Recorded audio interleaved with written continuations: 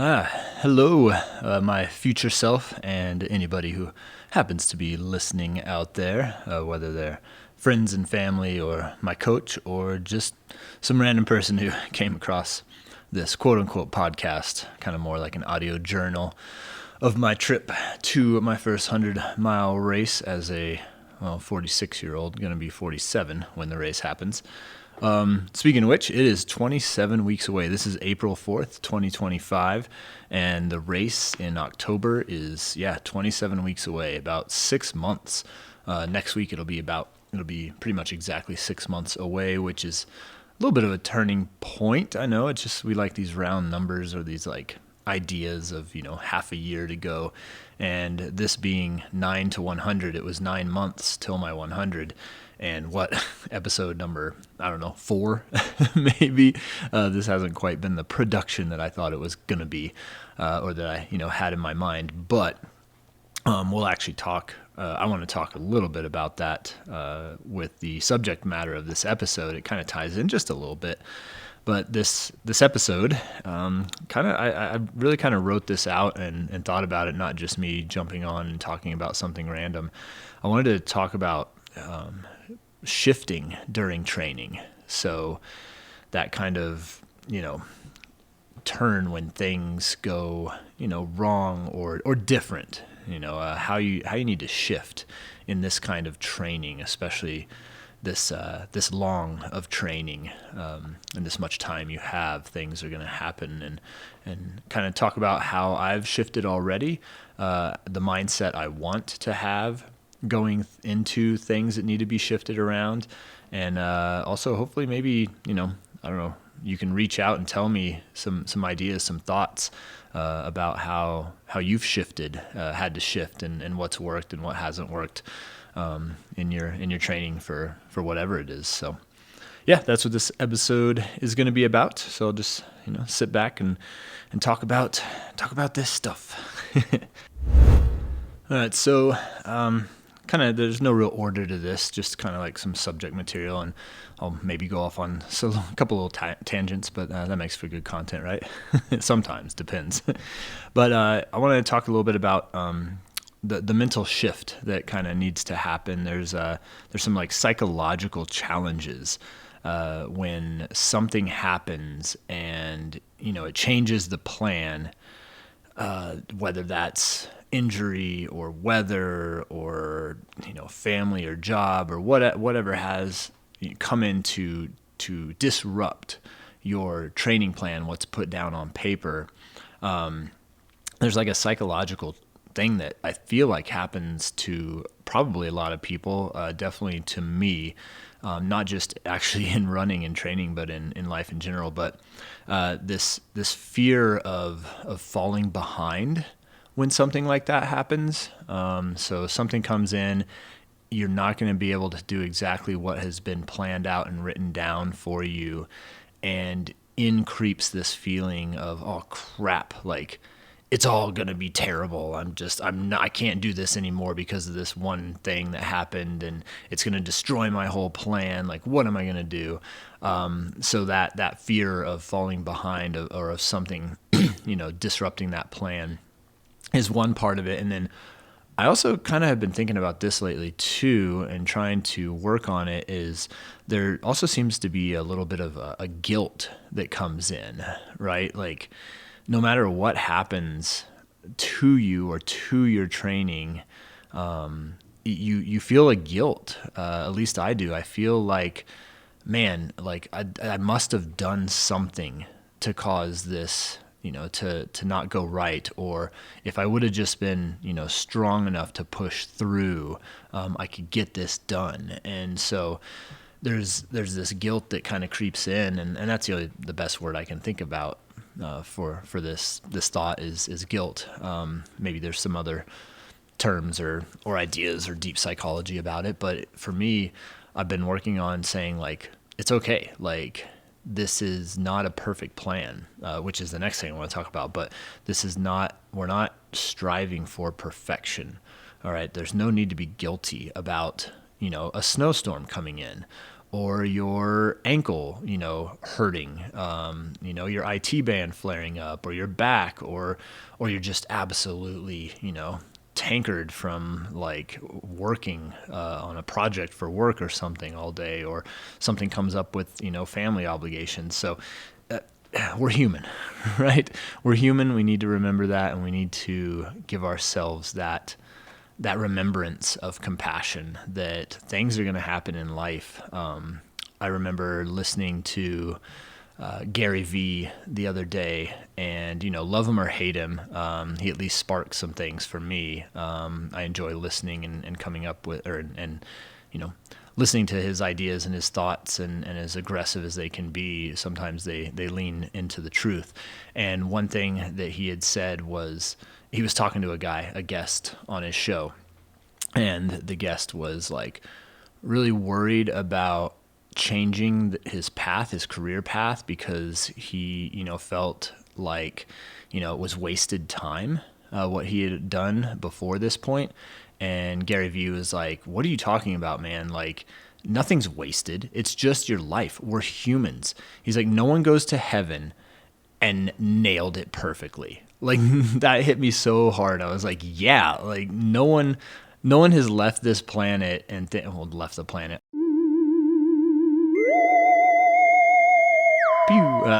No one has died and checked off everything perfectly. We're freaking human. And so if we can remember that's all part of the tapestry, not to get too hippy dippy about it, but like, that's all the tapestry of life is full of, like, different things that happen and mistakes that turn into learning and all that stuff. So anyway, I really just kind of, I guess, want to start that off a little deep there. But talk about this feeling of guilt, and this feeling of this fear, really, this fear of falling behind and not having, done everything that you could to get this done perfectly, is a big part of, I think, where this comes from. So anyway, the psychology of that, of changing a plan. There's like a fear of changing the plan for me too. So, if all of a sudden something has to change, I get a little bit afraid that, number one, I'm not going to change it correctly. Like, I'm not going to adapt or respond correctly. But also that, like, just a straight up, fear of that change. And I keep coming back to the sticky note that I have up on my computer. I don't think I actually even remember where I heard this from. So I definitely don't know where the quote came from, or if it even was a quote. I just jotted it down on a sticky note and threw it up on my computer. But it says, let's see, fear thrives in uncertainty, but authority gained through training and experience diminishes its hold. And holy cow, I've gone back to that quote in so many different occasions and different, times and different challenges, to remember that, fear thrives in uncertainty. So when you're facing an uncertainty, whether that's how something's going to go, or how you're going to perform, or how this talk is going to go at work, or how, this post that you're creating is going to go over, it's that uncertainty that makes you fearful. And the second part about that, saying, but authority gained through training and experience diminishes its hold. So to me, what that really is saying is that, yeah, you're going to have some fear of uncertainty, but you know what? Once you go through it, if you sit there and you get through it, which is the experience part of that, and then training your brain, like getting through that, experiencing it, your brain is getting used to it, that's going to diminish fear's hold.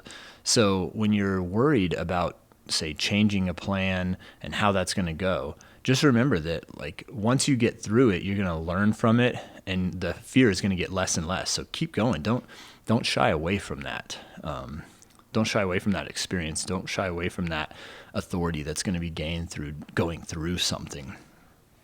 So I love having that in the back of my mind, and it stayed up on my computer, which I think is a big thing too. Like, consistency is great in every aspect of life, but also remembrance, if you will, going through something and remembering a quote over and over and over that's powerful. that's a tool, right? That's something you can pull out off your tool belt when it's needed, and you're not struggling to remember these things that will help you. So I love that quote, and hopefully, hey, maybe it'll help you in certain times too. And then I kind of want to talk a little bit about the role of having a coach in this situation. This is the first time I've had a coach, and I really think that having an experienced coach and a specific type of coach with certain traits can help tremendously. At least it has with me, with AJ, my coach. He somehow, through, again, so I'm not going to say somehow, I'm going to say through his experience, right, and his authority of going through multiple years of doing this as a coach and a trainer, and even doing it with his friends, he's got this ability to show that adaptation and change is totally fine and is actually a part of it. He had a webinar a couple weeks back, and it was all about injury and injury prevention and that kind of thing. And he had a pretty powerful section on that things are not always going to go right no matter who you are. And that right there should give you encouragement that things are going to change. And then the next bit of encouragement is how you deal with that. And again, experiencing these things and moving through them can give you that experience. So I think having a coach to kind of remind you, right? That's kind of their job in a sense. That's one of the check boxes of their job, is to guide you through a change, right? They're just writing stuff on paper and throwing it at you, and it's either a green, yellow, or a red, like you either did it or you didn't do it, and let's move on. No, like when things happen, like I told AJ when my back was hurt and he had helped me adjust. I told him when I was sick, he made check-ins, to see how I was doing. And then, and pushed, right? Change doesn't mean that you like wuss out and just don't do anything. I've actually got that down a little bit lower to talk about. But he kind of pushed a little bit at one point, and he's like, oh man, I wish I had this quote actually, that he says, but it basically says something like, sometimes you need to not wait to feel good to get out there. You need to get out there to feel good. I'm sure I butchered that, and it sounds a lot more eloquent, but it really kind of rang true with my back, even with years and years and years, like 15 years, I think now, of dealing with my back issues. I've got bulging discs. That still, I needed to be reminded that like, one of my favorite quotes, motion is lotion, right? You get moving in it, and it lubes up those joints in the body a little bit. Now, obviously there's times when that's not appropriate, right? You sprain your ankle. Don't be like, well, I'm just going to go running on it. It'll, motion is lotion. It'll heal it. But, in that sense, he was right. And I took my time off. I kept checking in with my body, and then I moved through it. But through that all was an adaptation of change that he was there for. And so having a good coach it's great. It's going to be, I don't know, it could be game changing, if you will. I kind of hate that term because people use it too lightly, but if you've got someone in your corner that helps you adapt to these changes and reminds you that change is going to be a part of it, and here's how we should go through it, that can be huge, absolutely huge. All right, so one thing that's different about training for a 100-miler than, say, a 5K or a 10K or even really a marathon, a road marathon, a trail ultra comes with its own issues. I don't really want to call them issues. Its own characteristics, both in the actual race and in the training, because of the actual race of what it can bring. So the biggest overlying thing of that is unpredictability, right? So you obviously in a 10K can't predict, months out how the weather's going to be, or how your body's going to feel or anything like that. But like when you're in the race, and even like day before, it is in a sense predictable, right? Like, I mean, a 10K is 6 miles, and that's huge for a lot of people. That was huge for me at one point as well.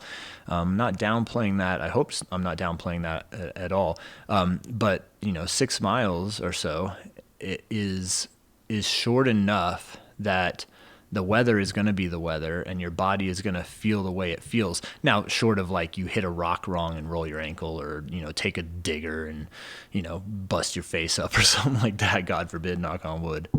But it's short enough, and especially if it's on a road, the terrain, is going to be step by step exactly the same. That's different for an ultra. So once you start getting into the number one, the trails, and you're in, say, in the mountains or out in, not on a road, weather can change a lot quicker. You can go through different climates. It can be really wet or really dry, even in the same, couple miles of distance. And then there's time for your body to really start, we'll say, changing, right? Issues showing up, digestive issues, or like cramping, nutrition, hydration, all that. So you just extend that out, and the further amount of time you extend that out, the more adaptations are potentially going to be needed. And so just talking about some of the unpredictability, this is a quote here. I love this concept, and I'm trying to put it in my brain like I did, the sticky note kind of thing. Maybe I should put a sticky note up on my computer with this, but or maybe on my bathroom window, right? That's a bathroom mirror. That's what a lot of people always say. But it's this idea. It's a concept. It's not a quote really, but this idea of, it's the illusion of a perfect training plan. And I love that concept, the illusion of a perfect training plan. It's, if a plan was perfect, then I listened to Joe Corcione the other day, and he said this a couple times in his podcasts. Great podcast, by the way. Everyday Ultra. When you listen to podcasts, sometimes you'll listen to 10, 15 episodes, and then they kind of you can tell they're kind of reaching for subject matter, and it kind of gets meh, and you're ready to move on. This one I haven't. He's got this energetic attitude, and he just gives a wealth of golden nuggets of information. But anyway, I was listening to him, and what was I even saying? Changing a plan, illusion of a perfect. Oh, yes. So he was talking about the perfect training block. And one of the things he got into was talking about, if you are nailing every workout perfectly, then one of two things. Number one, you're not pushing yourself hard enough, right? So you shouldn't be perfectly hitting every workout perfectly successfully, or else you're not pushing yourself. And so a perfect, training block, or, a perfect training plan, it could actually be a bad thing. It means you're not, pushing your limits. I know there was two things, but I don't remember the second one. He said it was either you're not pushing yourself hard enough, or I don't remember, but that's okay. So yeah, I just love that concept, because it is an illusion that there's a perfect training plan. And if you think about it deep enough, a perfect training plan is not good. So I like that. I think, when you're changing, when you're adapting a plan, it's not less productive. It's actually it's being more productive, right? You're evolving the plan, better. Adjusting your plan doesn't mean you're failing. It actually means you're training smarter. So, and we have to remember that, right? If I went out and AJ gave me a 45-minute run, and I went out and say I woke up a little late, and I've got to get to work after my run, and breakfast is just I'm just dragging ass, oh, there goes my rating for explicit lyrics. No, I'm dragging a donkey behind me. And so maybe you're dragging that donkey, and you get out there, and all of a sudden you're I don't actually have the 45 minutes, right? I have, I don't know, 30 minutes, And so if you don't adjust that and you just say, I don't care, I have to get 45 minutes, and you're late to work and you get slack for that, or like you miss a meeting or something like that, like that's not smart. That's not training life-wise smart either. So, and that's kind of a weird example, I guess, but like, like I said, adjusting your plan doesn't mean you're failing. It means you're training smarter. And I've got a couple examples of that that I'll talk about here in a second, but I do think a lot of runners, they want to stick to that perfect training schedule.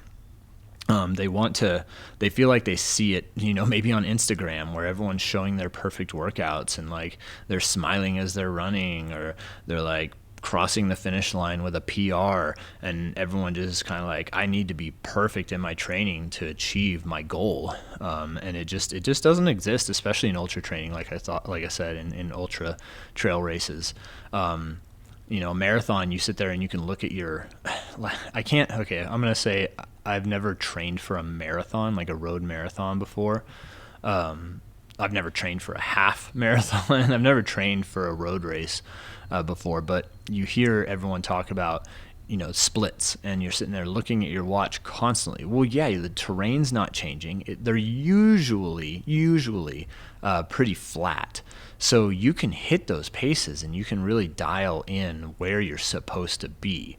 Right? The perfection in that is like at least visual, like you can see it.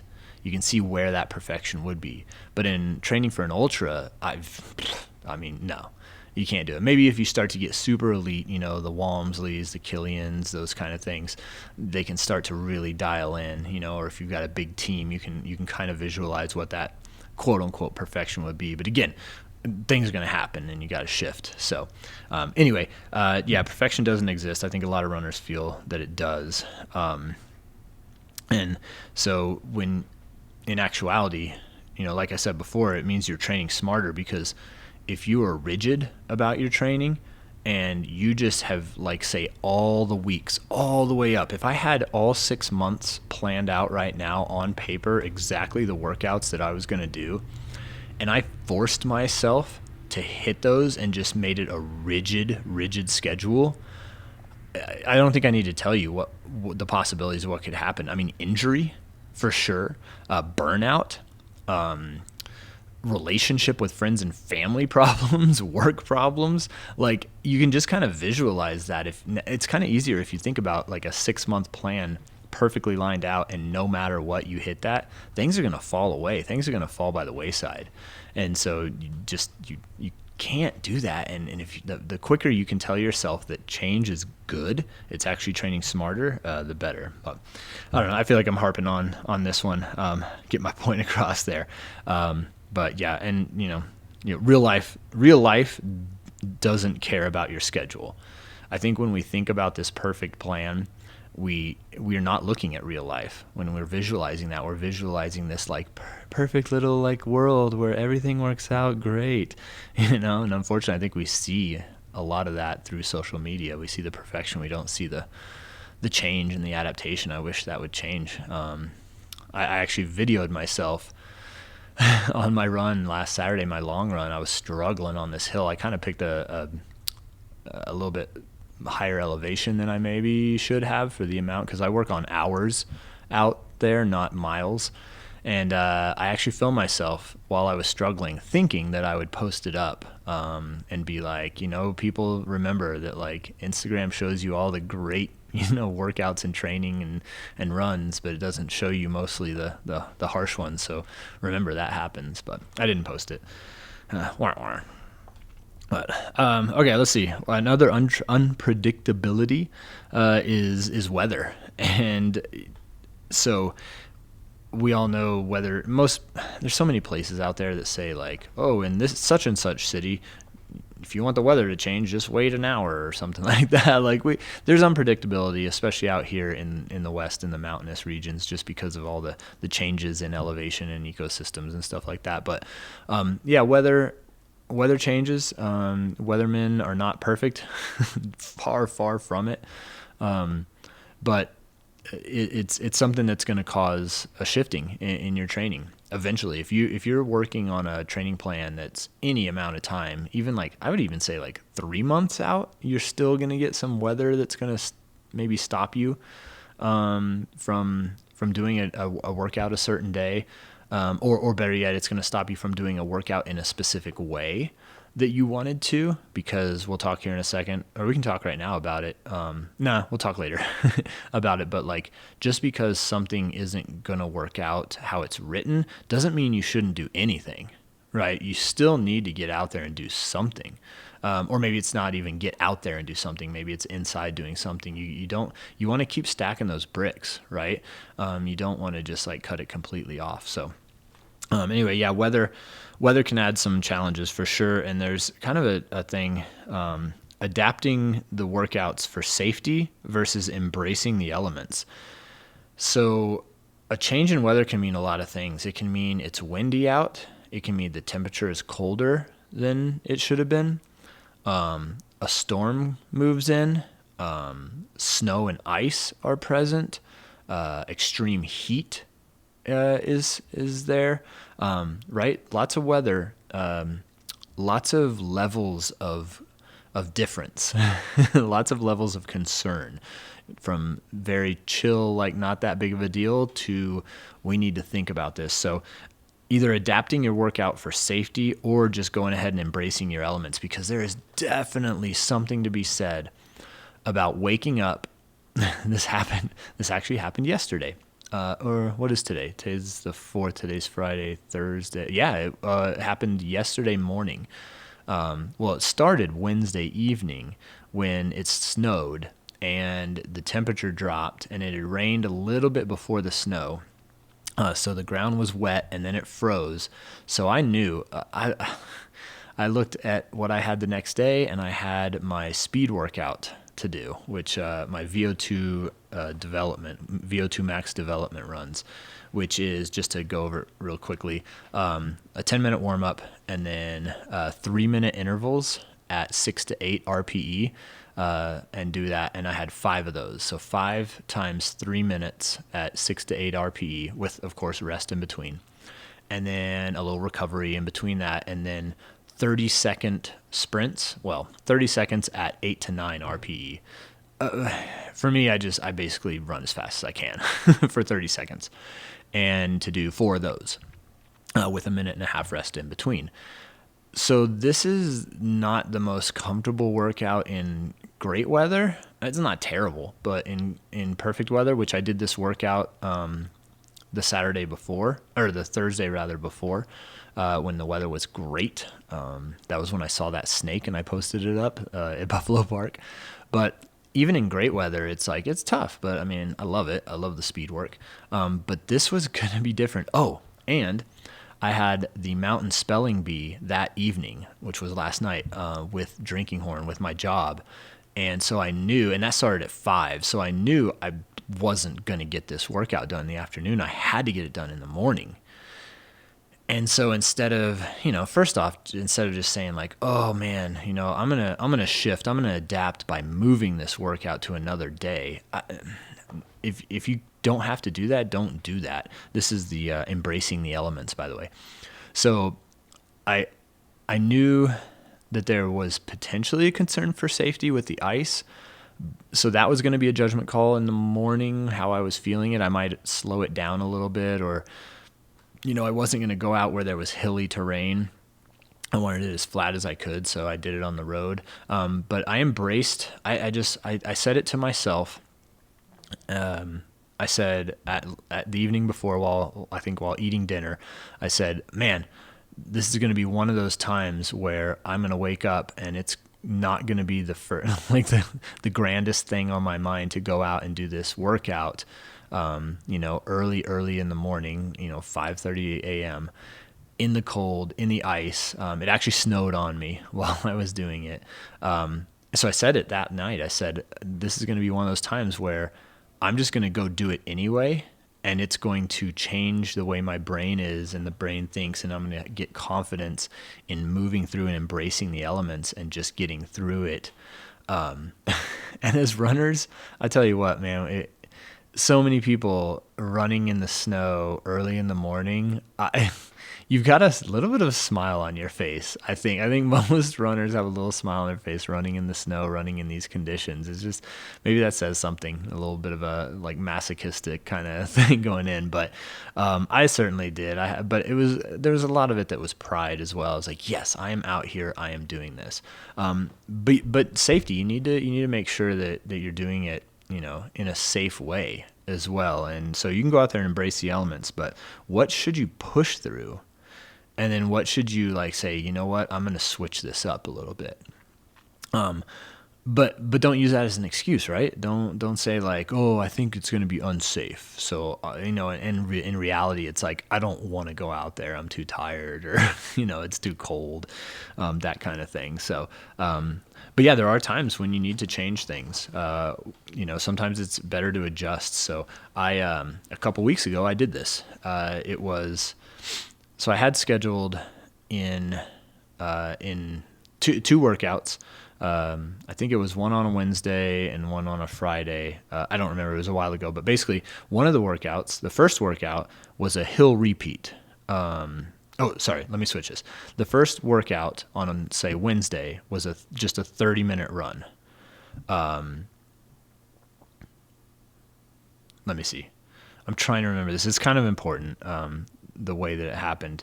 What I did was I did a hill repeat earlier because a storm was coming in. Okay, so it was going to be a 30-minute run, and then a day later was going to be my hill repeats.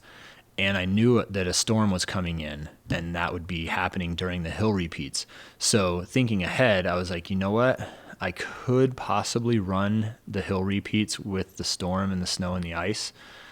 But I think that hill repeats in that instance could be dangerous for me, like my knees or my ankles, or I could take a bad fall. And so what I did is I adapted, I switched, right? I guess the whole title of this is shifting during training.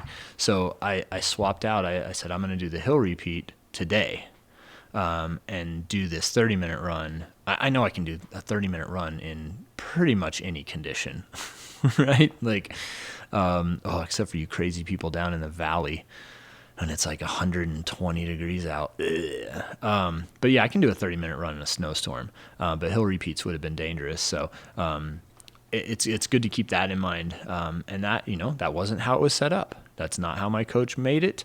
But I'm not going to be rigid about it. I'm going to switch it and actually train smarter. AJ actually texted me. I have his text right here written down, about that. He said, "Good job on the workout, man. Liked the switch to the road." Oh, yeah. So during the hill workout, it had already snowed a little bit before. So it was like another storm coming in. And so the hills or the trails, in the trees where I love to run. I try to run in the trails as much as I can. And I do my hill workouts on the trails, just because you find that hilly terrain, those hills a lot easier. And I actually switched it to a road hill. I found one near my house. And so he said, "Good job on the workout, man. Liked the switch to the road. Sometimes it's about doing stuff like that to get the right work in rather than doing the fun thing you'd rather do. That's part of the training, those little sacrifices. That's part of the training, period. Those little sacrifices." So, yeah. So just, you're going to have to switch.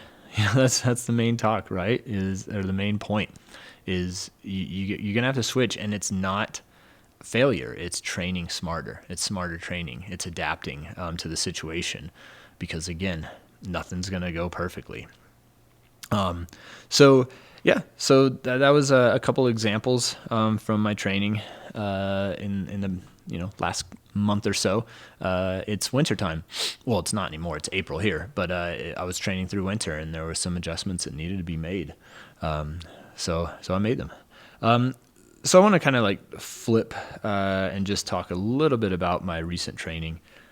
Just because this is an audio journal, right? And I'm probably, future me might be the only one listening to this. I hope not. I hope people can glean some good information, and maybe even a back and forth can happen. Someone can give me suggestions and stuff. But yeah, recently it's been a speed block. So I talked about those speed workouts like yesterday. and it's been really nice. It's not the easiest of runs, but it's been something that I know is important, both in my knowing it, like I've experienced it, that speed work can really help with even your regular long runs. And one article I came back to recently was a 2018 article, so it was a while ago, but it still rang true. And even I shared it with AJ, and he was like, "Yeah, they're not wrong about all this." And it was talking about how speed training lowers the floor of your VO2 and of your basically your speed, how fast you're running at that floor. And what I mean by that is your slowest running, right? Your like aerobic area where you feel like, I can just run like this all day kind of thing. People say that, and I don't know if I've ever found that spot where I feel like in this moment I'm like, sometimes you get that runner's high and you're like, I could do this all day, but like you wait like 10 minutes and I'm like, no, I don't think I could run all day. Like, but anyway, it's an expression, right? But you can run for a long time because you're in your aerobic capacity, or your aerobic area. And so anyway, so your floor is basically, you running, I don't know, super slow for a long time. And so speed work not only makes you be able to run fast longer, it makes you be able to run long faster. Ooh, if that made sense, I like that a lot. If you go out and you're on your run and you're doing a speed training, you're training speed. So, if I run, real fast for 1 minute and then I'm like dying, and I train that, and all of a sudden I can run that, a minute and a half at that speed. I've upped how long I can run fast. But what it also does is it raises that aerobic threshold to where you are running at the same, effort, but you're going faster. So it feels the same, but you're actually going faster. And so, yeah, you're raising both of those. It's kind of like, I guess, if you've got two lines and when one moves up, the other moves up the same amount, like they're connected. And so when you raise one, you raise the other. And so anyway, man, maybe if I think about it, I'll link that article in the show notes. I always say that and I don't link it, but that article says it way better than I just did. But anyway, it's just, kind of the proof in the pudding that the research shows that speed work, just because you're not going to run your race fast, doesn't mean you shouldn't train the body and up that speed training to get that floor to raise as well. So anyway, that's what this block is about, and it's highly suggested. You need to do this early in your training, as early as you can in your training blocks. There's like the base building for sure. Like that's the first block, is just getting out there and getting time on feet, like at like whatever pace. You're just out there. You're just getting your body adapted to banging on your, bones and tendons, and getting your lungs kind of worked out and your cardiovascular system like up to snuff. But then this is a speed block that I'm in. The next one is like getting this VO2 to raise up. And then you don't want to be doing too much speed training, I guess, later, like really close to the race. You're just going to be like kind of putting a little too much strain on your body and your systems. But anyway, yeah, that's where I'm at. I'm at in this VO2 development block, and it's been nice. It's kind of prideful too. I like look at my numbers and what I've been doing, and I'm super happy with how I've been performing. My consistency on these 3-minute intervals is pretty wild. I'm getting them within like less than 10 seconds per minute for each one of them. They're like right there, close to each other. And so that always feels pretty good to be running more consistently than you. Because when I'm in it, when I'm running those actual 3 minutes, like in the middle of it, I'm like, oh man, like this one's way slower than the other one. Or sometimes it's like, ooh, I'm pushing this one a little too hard. But in reality, you look back at it and I'm like, oh, okay, yeah, that was pretty darn consistent. Nice. So Yeah, so it's been a good speed block. Winter is kind of, moving into spring. We've got a cold week right now, but it's going to be in the 70s next week. So yeah, I think I've got a long run tomorrow. I might go down to Sedona because it's going to be kind of chilly here. But I love running in chilly weather. I don't mind it as long as it's not windy. I hate wind. I hate wind. Oh man, I didn't talk about this. I wanted to talk about this. Darn. Well, not darn. I can talk about it. I can do what I want. Let's see, where is it? Here it is. So, no ultra goes 100% as planned. I think anybody will tell you that. Something's going to happen that you're going to have to shift and adapt to. It's just the nature of the beast when you're out there for that long. Your ability to shift during training is what prepares you for race day, right? So like going out and like, let's say in that snow and ice yesterday, I keep calling it ice. We don't get a whole lot of ice here, but it was a little icy on the road. It was, it was icy. It was icy on the road for sure. But going out there, and if I would have tried to hit the splits that I wanted to, which I go for effort, not really, splits, but like if I was going for splits and I would just like push through it, that's, again, it adjusting to that, being like, okay, whoa, let's slow this down just a little bit. Your brain telling yourself, yeah, I guess that's it. Yeah, your brain telling yourself that that's okay to make that adjustment is going to help you during the race when you have to make that adjustment. You're going to be like, you know what? This happens. I've been here before where I had to slow down, or I had to, eat differently, or I had to hydrate differently, or I had to wrap my ankle a certain way, or I don't know, just thinking of all these adjustments. Like if you do that in training, again, it goes back right to that sticky note, like that, fear thrives in uncertainty, but authority gained through training and experience diminishes its hold. When you've gone through that training and you've had these experiences of having to adapt, when that time comes in the race, I think I'm going to be better prepared because I had to adjust, right? Again, if everything was perfect, if I went to like, I don't know, say like San Diego where the weather is always the same temperature, and all this stuff. If you had this, or if you've only trained in a climate conditioned room on a treadmill, like you haven't adapted. So when poop hits the fan, you're, possibly going to be like, oh, I don't know what to do. But like when you've been out there and experiencing change, your brain is kind of trained to take that and roll with it, hopefully not literally. But yeah, so like, the 100-mile distance, or even like 50-mile distance, or 100K, these ultras, they're built to not go as planned perfectly. They're not going to go 100% as planned. Weather could shift like even mid race, and you have to adjust by, I don't know, like putting on different clothes, or even breathing different, right? Or like drinking a little more water to stay a little more hydrated. Your body might not be responding the way you expect. And maybe during a training run, you had this situation where your right knee was kind of hurting, and you had to adjust to like, really focus on engaging your glutes and taking it slower on the downhills. And you're like, oh, I've had this experience before. I know what to do here, or at least I know what would help right here. So, equipment failures, right?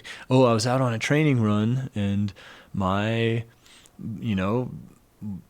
shoes like had this issue, but I adjusted it with my socks and I taped my feet, or like my poles, weren't working. So I did this to them. I don't know, like equipment failures, or things like that, or, stomach issues. Like I had to change my eating, you know what I'm saying? So yeah, all these race day adaptations are built there and are perfect to adapt during race day.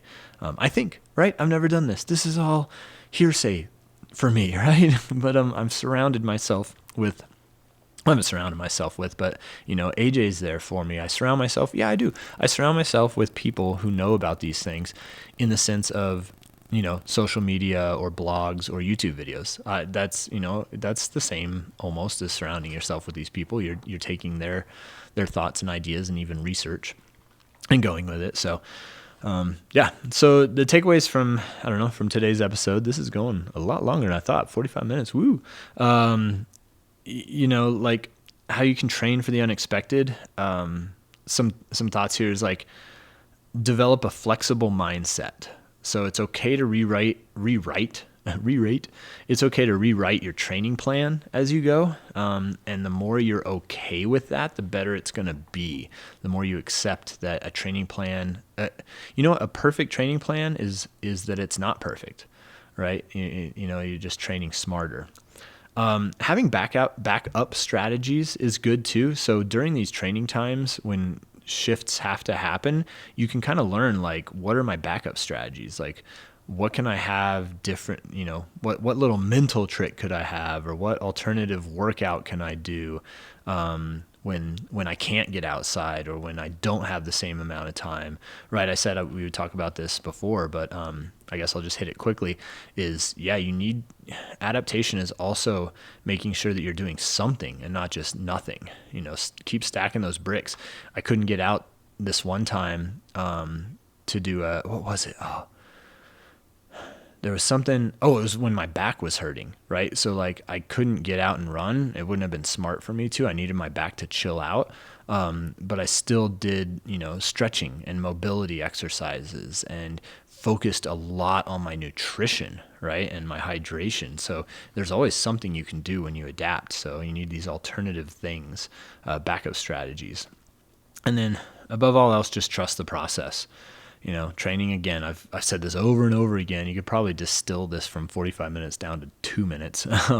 Just saying training isn't about following a perfect script, right? It's about building resiliency and about adapting to train smart. And hopefully that's what I'm doing. Hopefully moving forward, I continue to remember that. And I think not only is this put out there for my future self or anyone listening, but also just saying it out loud helps to reiterate it and, cement it into my brain. This thought that, I got to remember this when I'm trying to, shift during my training. So, if you are listening to this and you got all the way to this point, good job. But I would love it if you put a comment in the whatever comment section there is, or reach out to me. My Instagram handle is elevated_trail. And you can hit me up there, or if you want, nickurvan8@gmail.com. It's kind of funny saying all this because I don't think anyone will do it, but if you do, it would be awesome. Just any questions or comments, or I think you're wrong on this. This is what I found. Like, cool, awesome. Let's start a conversation. But yeah, that's it for today. Again, April 4th, 2025. I am 27 weeks out from the Kodiak 100-mile race. Oh boy, October 10th. Can't wait to continue on this training plan and see how it goes. And I will always remember to be able to shift appropriately and that it won't be perfect. And I hope you guys do too. So thanks for listening, and I'll see you I won't see you. I'll hear you. Maybe I'll see you on the next episode. Peace.